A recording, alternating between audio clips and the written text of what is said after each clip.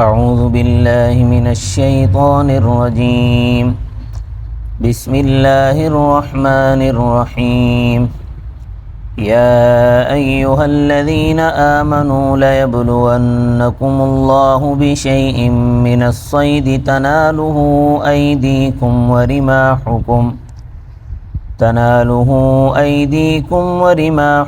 لیعلم اللہ من یخافہ بالغیب فمن اعتدى بعد ذلك فله عذاب علیم صدق اللہ العظیم۔ پہلے مطلقاً حلال کو حرام کرنے کی ممانعت آئی تھی، پھر قسم کھا کر وقتی طور پر حلال کو حرام کرنے کا ذکر فرمایا تھا، پھر دائمی طور پر جو چیزیں حلال ہیں حرام ہیں، مثلا شراب وغیرہ، ان کا ذکر کیا۔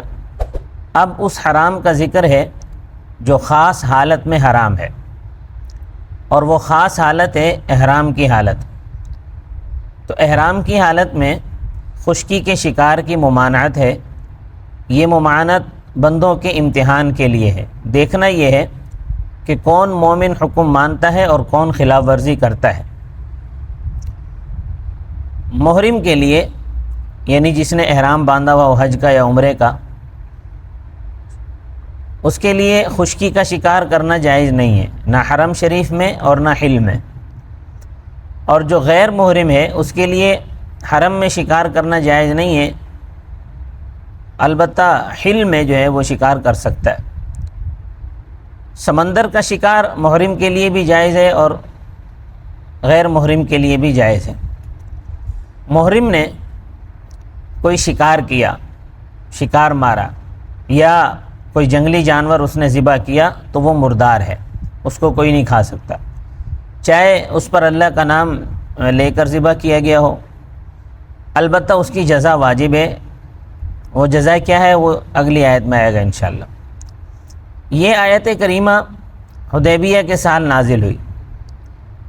اب جب حدیبیہ عمرے کے لیے صحابہ کرام نکلے تو یہ آیت تو چونکہ نازل ہو چکی تھی، صحابہ کا امتحان کیا گیا۔ امتحان یوں کیا گیا کہ جو شکار تھے وہ بالکل صحابہ کے نزدیک گھوم رہے تھے،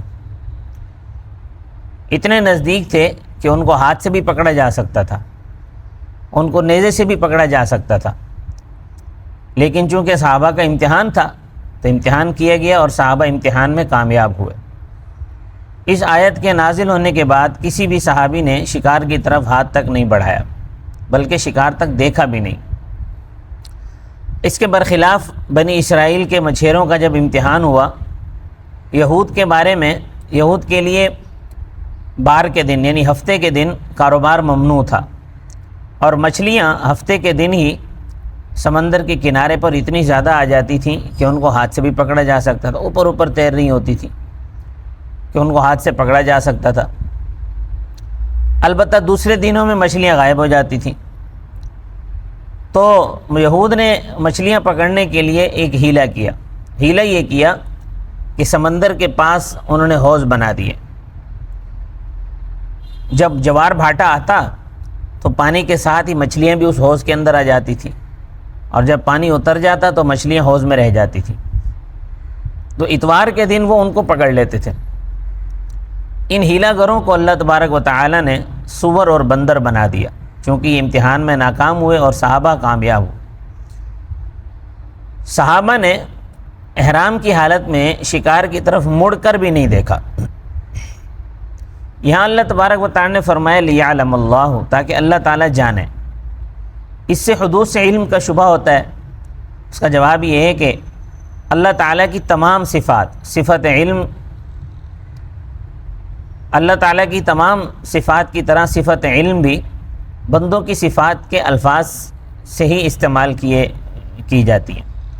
اس لیے اللہ کی سبھی صفات متشابہات ہیں، اور صفات متشابہات کو ایک حد تک سمجھ سکتے ہیں۔ جو ان کو آخر تک سمجھنے کی کوشش کرے گا تو وہ اللہ کی صفات کو بندوں کی صفات جیسی ہی مان لے گا، یعنی گمراہ ہو جائے گا۔ جبکہ اللہ تعالیٰ کی شان سورۃ الشورى میں یہ بیان ہوئی ہے، لیس کمثلہ شیء، کہ اس کی مانند جیسی بھی کوئی چیز نہیں ہے۔ اس کی جیسی بھی کوئی چیز نہیں ہے، اس کے مانند بھی کوئی چیز نہیں ہے۔ تو اس لیے ان الفاظ سے جو در حقیقت بندوں کی صفات کے لیے ہیں، اللہ تعالیٰ کی صفات کو کما حق ہو سمجھ نہیں سکتے۔ دوسرے الفاظ میں یوں سمجھ لیں کہ علم باری کی دو جانبین ہیں۔ اللہ کی جانب یہ قدیم ازلی ہے اور بندوں کی جانب حادث ہے۔ جیسے تقدیر الہی کی دو جانبیں ہیں کہ جو اللہ کی جانب ہے وہ مبرم ہے، یعنی قطعی ہے، اس کی جانب کوئی امر منتظر نہیں ہے، اللہ کو پہلے سے سب معلوم ہوتا ہے۔ اور بندوں کی جانب جو ہے وہ تقدیر معلق ہے، یعنی متردد ہے، کیا ہونا ہے یہ بندوں کو نہیں پتہ ہوتا، واقع ہو جانے کے بعد بندوں کو پتہ چلتا ہے۔ اسی طرح الا لنعلم، مگر تاکہ ہم جانیں، سورہ بقرہ میں ہے، اس میں بھی بندوں کی جانب کا علم مراد ہے۔ بندے تو واقعہ رونما ہونے کے بعد جانتے ہیں کہ کیا ہوا ہے، اور اللہ تبارک و تعالیٰ کو پہلے سے معلوم ہوتا ہے۔